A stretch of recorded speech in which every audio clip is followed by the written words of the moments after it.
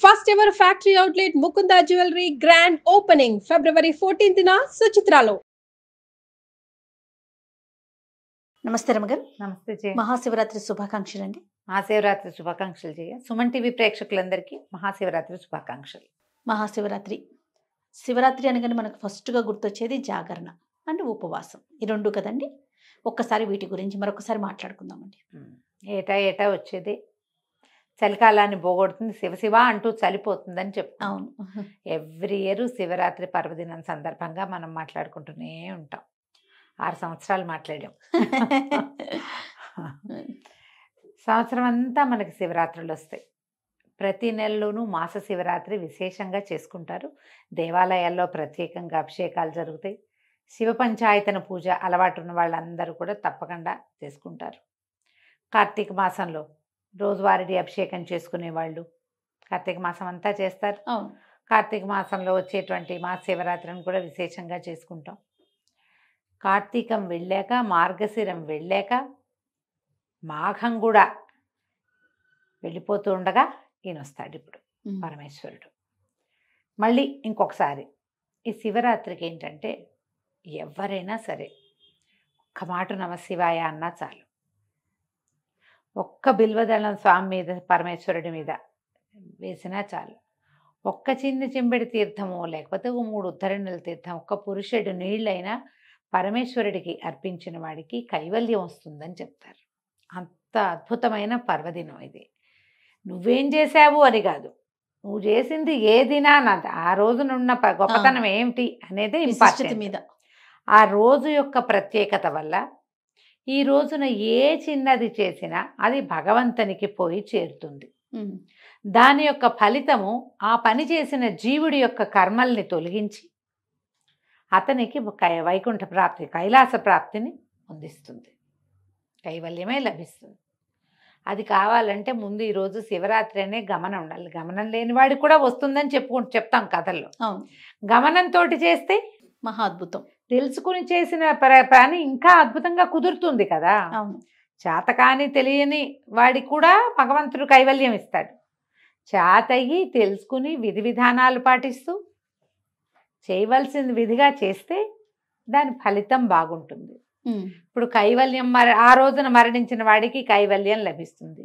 తర్వాత మరి జీవించే ఉంటే మన సంగతి మనకేం లభిస్తుంది? పరమేశ్వర అనుగ్రహం లభిస్తుంది. మన జాతకంలో ఉన్న గ్రహదోషాలు పోతాయి.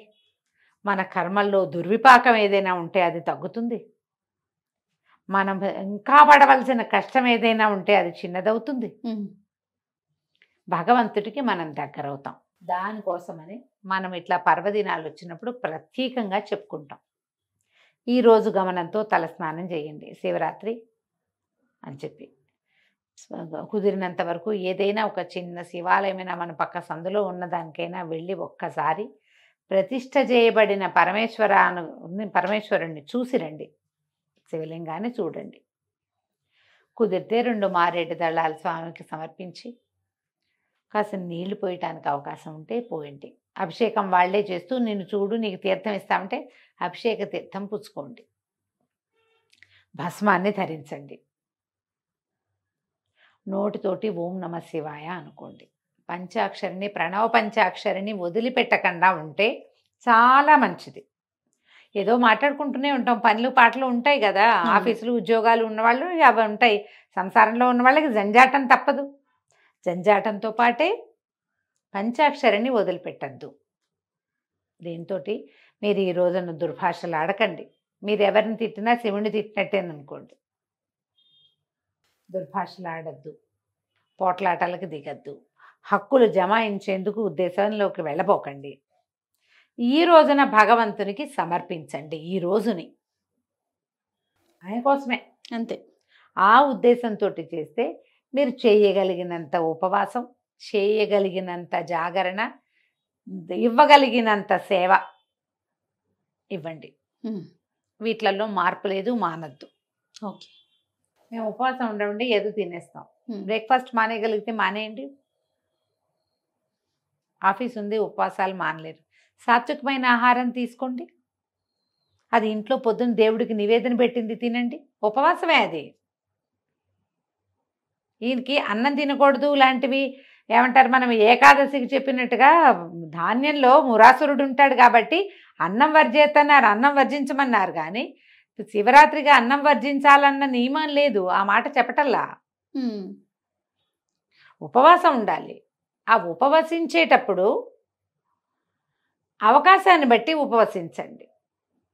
ఏదైనా పళ్ళు, ఫలాలు, పలహారము తీసుకోండి. శివనామస్మరణలో సమయం గడపండి చక్కగా. మేము మీ అవకాశాన్ని బట్టి ఇంట్లో ఏదైనా అభిషేకం చేసుకునే అవకాశం ఉంటే చక్కగా చేసుకోండి. పక్క ఇళ్లలోనో వెనకింట్లోనో మీ వాళ్ళు మేము ఏకాదశి రుద్రాభిషేకం చేసుకుంటున్నానంటే వాళ్ళ ఇంటికి వెళ్తాడని మానేయకండి. వాడి మొహం మనకు గిట్టకపోయినా సరే పిలిచారంటే వెళ్ళాలి, తెలిసిందంటే వెళ్ళాలి, అలా పెట్టుకోండి. ఇదే మనం భగవంతుడికి ఇవ్వగలిగేదమ్మా.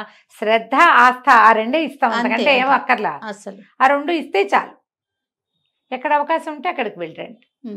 ఒక్కసారి వెళ్ళి అట్లా ఆ మంత్రం ఏదైనా మన చెవిని పడితే మనకు అర్థమైనా కాకపోయినా లోపల పేరుకునే మాలిన్యాలు పోతాయి.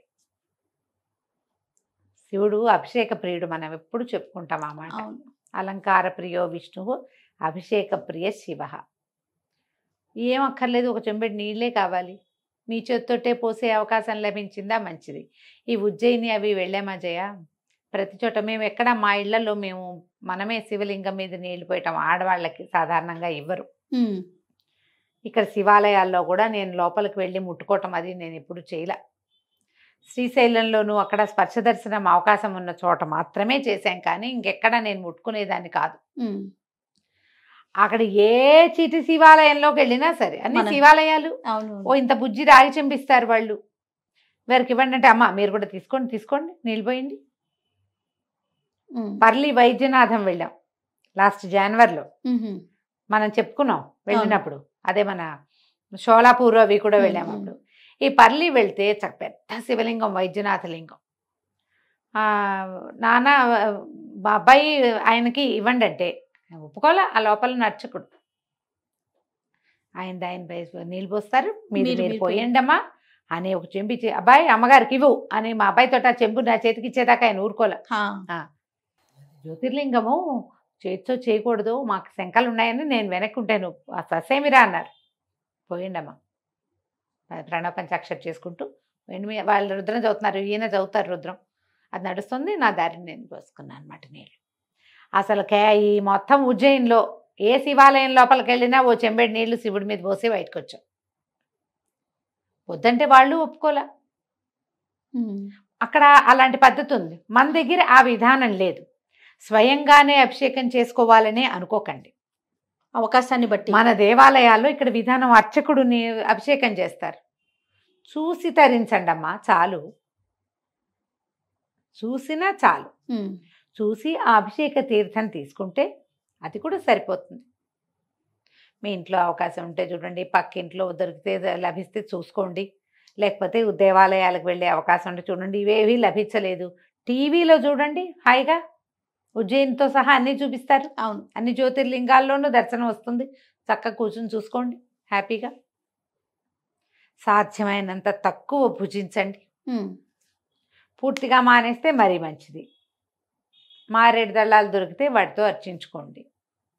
రాత్రికి ఉపవాసం, ఇది లింగోద్భవ కాలం వరకు ఉపవాసం ఉండటం మంచిది.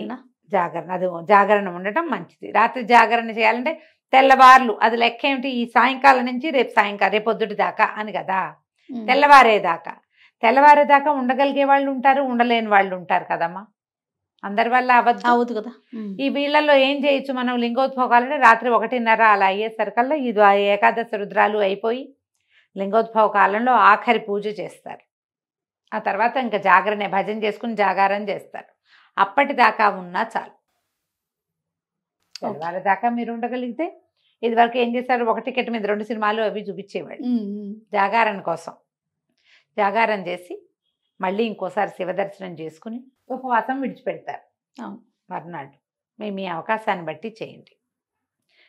ఒకవేళ అర్ధరాత్రి వరకు ఉండగలమండి. ఈ రోజుల్లో అర్ధరాత్రి వరకు లేని వాళ్ళు ఎవరమ్మా, ఏదో ఓటీటీలు పెట్టుకుని చూస్తూనే ఉంటారు కదా.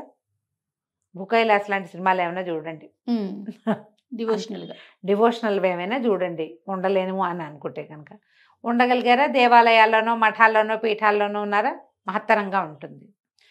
ఎప్పుడు కూడా పర్వదినాల అవకాశాన్ని పోగొట్టుకోవద్దు. ఆ రోజున చేసేటువంటి చిన్న క్రియ కూడా మనని భగవంతుడికి దగ్గర చేస్తుంది. మన కర్మలు కొంత తొలగిస్తుంది.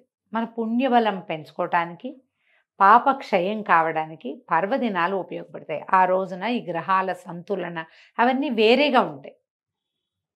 లేకపోతే ప్రత్యేకంగా ఈ రోజు ఎందుకు, శివరాత్రి ఎప్పుడైనా చేసుకోవచ్చు కాదు? అవును కదా.